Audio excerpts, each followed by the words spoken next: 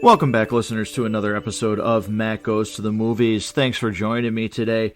If this is your first episode and you decided that Tmnt is where you wanted to start your time with the show, welcome. Hopefully this episode is good enough to want you to come back, hit that subscribe button, and check out other episodes and stay up to date on future ones that are coming. Busy month here in November as Animation Movie Month continues to roll along. Like I said, covering TMNT. And if you're a repeat listener who's already subscribed, welcome back to you. I certainly appreciate the continued support for the show. So like I said, the episode today in Animation Movie Month is TMNT. And, you know, a movie that I wasn't quite fond of at first when this first came out. It was, you know, completely different, wasn't really what I was expecting originally to, you know, be the next phase, so to speak, for Turtles. It came out in 2007, but over time, I really started to enjoy this movie.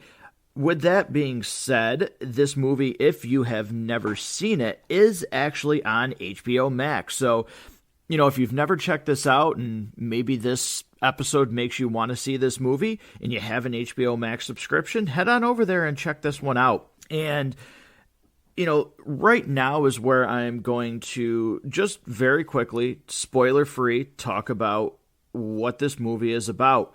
Now, it acts as if you already know Turtle history. They don't really go back and tell an origin story, which is really nice. So, you know, this movie is about four brothers who need to come back together, who have lost their bond over time. And I think that's one of the things that I started to really appreciate about this movie with rewatches is the actual deeper meaning behind this movie. Yes, it is a turtle movie where, you know, they have battles, they fight monsters, the Foot Clan is involved, but the true story behind TMNT is family. And not only family, but knowing when it's time to let go. The villain, I'm saying that in quotation marks, in this movie isn't really a villain. Now, I will say it's a little bit chippy on exactly how he is explained. I still feel that's a little bit of a missed opportunity. But I think this is absolutely a very good entry into the Turtles lore. Some great casting. Chris Evans is Casey Jones in this movie. Nolan North is Raphael. Sarah Michelle Gellar is actually April O'Neil. So some pretty significant people in this movie. It's narrated by Lawrence Fishburne. Fishburne. Yeah, some interesting voice acting in this. Patrick Stewart is also in this. Kevin Smith loans a little bit of his voice. It's a small part, but he still loans his voice as well. So a lot of great voice acting in this. The animation grew on me over time as well, and I was very, very happy with this movie. So, like I said, if you haven't seen this movie, that's the spoiler-free portion of this review. Nothing too,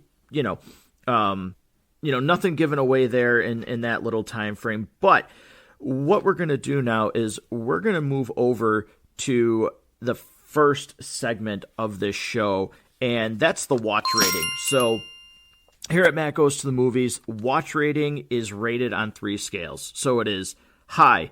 The movie is good enough to rewatch multiple times based on a variety of factors, whether it's, the movie's funny, the visual effects, acting, anything that goes into basically making a movie.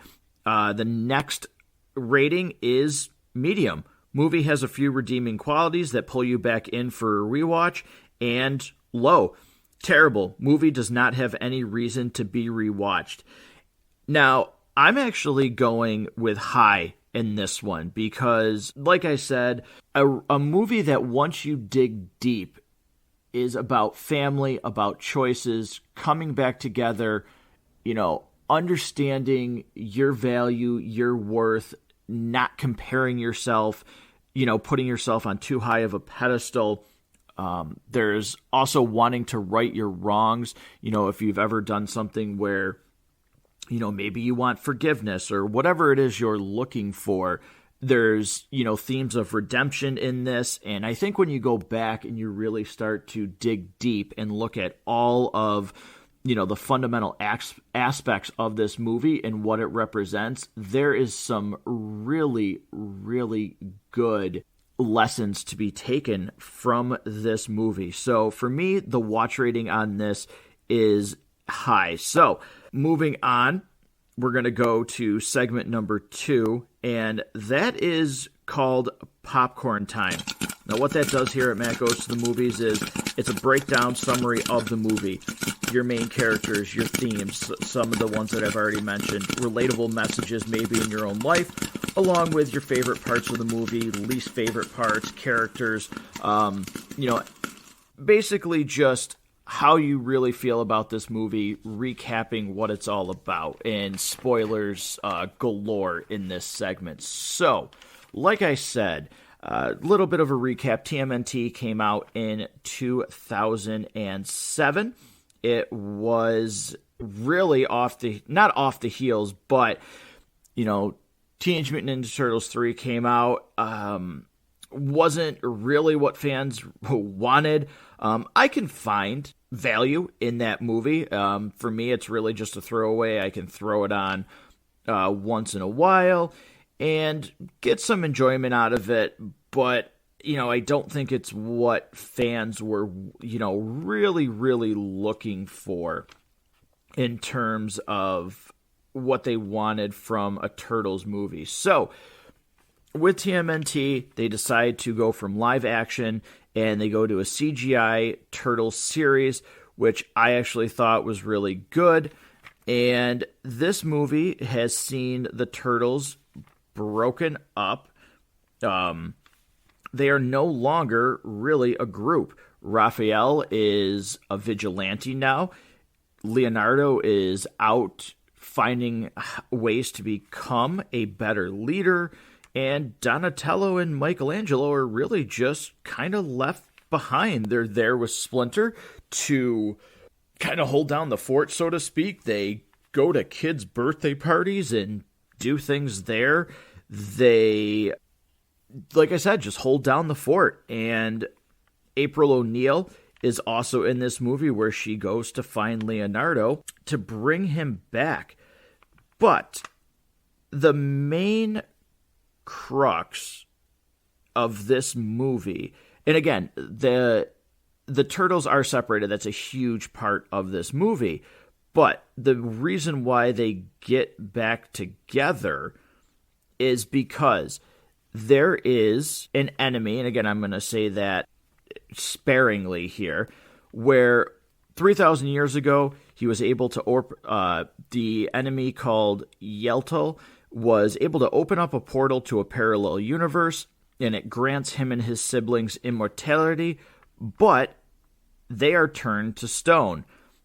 Once that happens, this other dimensional portal releases 13 monsters into the world, and as time goes on, these events get recorded as mystical stories. They are legends now and not real. So the Turtles have to come together because these monsters come back from the portal, because the main character, the main villain in this movie, who doesn't turn out to be a villain because that is a little bit chippy, like I mentioned at the beginning, brings them back. But the reason he brings them back, and again, the execution here is very, very spotty. He actually wants to go home. He no longer wants to be immortal.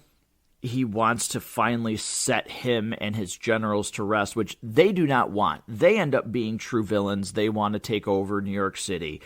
But he just wants to go home. So once Leo finds out, he comes back, but they are not allowed to fight crime because they are not a team. So with that being said, this is where the story really kicks in about these brothers becoming brothers again, and finding out why they are better together than they're not. So, typical Raph and Leo, they get into a fight. Raph goes off on his own. Raph has become the vigilante called the Night Watcher, and there's a fight between the two of them. So as Raph gets the upper hand of Leo and breaks his size, he feels that he's going to leave. Now, the Foot Clan comes in. They grab Leo. They're going to use him as the 13th monster, which leads into our final fight. Now, this is, again, I really do like this movie a lot. I think the fight here with the Foot Clan and the monsters is actually really good. And the ending is great because, again, Yeltal wants to go home. He ends up fighting with the turtles, closing the portal, and being able to finally be at peace after 3,000 years of walking the earth and just having nobody. Now, the ending to this movie, which was disappointing from the standpoint of we never got it, as everybody is defeated, the Foot Clan and the turtles exchange a little bit of pleasantries where Kyrie, who is in charge of the Foot Clan, warns the turtles to enjoy their victory because they will soon contend with faces from their past, which really felt like Shredder was coming back. The turtles even mention it. Now, the ending is really, really cool because they show the turtles back together. They, they come back as brothers. Raph says they're always going to be turtles and they'll always be brothers. It's really, really good, actually. I liked it a lot. And unfortunately, we did not get a sequel. We got the Michael Bay Teenage Mutant Ninja Turtle movies, which, say what you want about those. I really enjoyed the first one, didn't enjoy the second one. You can actually see what I thought about those movies if you head on over to The Basement Binge, which is, a podcast by a good friend of mine, Harrison. We did that movie together. I was lucky enough to go over on his show and talk about those two movies. So, The Basement Binge is something I've talked about a lot. Listeners of this show, I'm sure, very familiar with Harrison. That show will be in our show notes so that you can check that out. But yeah, if you want to hear what we think about the Michael Bay Teenage Mutant Ninja Turtles, you can head on over to The Basement Binge and check that out. But with TMNT, couple of things here that I want to follow up on in the segment Popcorn Time. My favorite scene is definitely the fight between Leo and Raphael, the dialogue between them about how nothing has been the same since Leo left. And that really does roll into a really good scene with Splinter and Raphael, where he tells Splinter that he understands why he chose Leo and he's the better son. And Splinter says, just because you're not my favorite student sometimes doesn't mean you're my least favorite son. Really tells Raphael his value, his importance to the team, but he has to see it. He has to stop putting so much pressure on himself. And I think that's a really valuable lesson, whether it's siblings, whether it's work, whether it's a relationship. Don't feel like you have to be perfect all the time. There's certainly mistakes that are going to be made. The want, to be perfect or the strive to get there can really, really stop you from actually being in the moment and just doing the right thing there, because you're always thinking about the next thing that you have to do. So I think that's a really good message. I think those scenes roll into each other really, really well. But I do also want to mention, just follow up a little bit more, that, the whole original premise of this movie is a little bit sloppy because of the fact that you don't know the main villain's intention, and they make it seem like he's a villain only to kind of pull the rug out from under everybody. with he's just trying to send everybody back and end his immortality. I do believe that could have been executed a little bit better to really let everybody know what he was doing. But again, a little bit of a nitpick there and trying to figure out what actually was going on with that. So what we'll do now is we will move on here to the last segment of the show, which is called Roll Credits. So this is, any interesting facts about the film, what it did at the box office. Is there any kind of behind the scenes stuff? And it's also where I will give my overall rating system, which I'm ranking 1 through 5 on that scale. So, interesting facts about this movie. Again, it wasn't well received. $34 million budget for a CGI film, which is not crazy. However, box office opening weekend back in 2007, it did do $25 million over the opening weekend when it came out. It did go on to gross $95 million worldwide, but unfortunately, that was not enough to get a sequel, as it was bought out by Michael Bay's film company. And, like I said before, we got those movies. But I really wish this would have gotten a sequel. I thought they did a very good job. I would have liked to see in the CGI form what we could have gotten from, Shredder reappearing and what the story was going to be. Again, some of the behind-the-scenes stuff, a really great cast. Again, Chris Evans as Casey Jones, Nolan North as Raphael, Sarah Michelle Gellar, Lawrence Fishburne, lending his, talents as well. So really great voice acting and just an overall, I think, very, very underrated Teenage Mutant Ninja Turtles movie. It also got a video game, which I never got the chance to play. So listeners, if you ever did play that game, let me know what you thought about that. Reviews not really positive, 34% on Rotten Tomatoes. IMDb does have a 6.2 out of 10. But, again, I think that there is a lot to like about this movie, especially when you kind of peel back beyond just the Turtles fight monsters and the Foot Clan, and really look at the deeper interpretations of the Turtles and what it means to be a family and come back together. So I rate this movie a 3 out of 5. So right there in the middle. Again, I do feel that it has a high, watchability. There are some things that fall flat against the execution of the main villain and how he was set up in the beginning. I do feel that there, should have been a little bit more I do feel they could have done a little bit more digging in deeper to the Turtles. I think that sometimes they pull away the rug a little bit too quick from scenes, but a 3 out of 5 for this, a definite watch for me.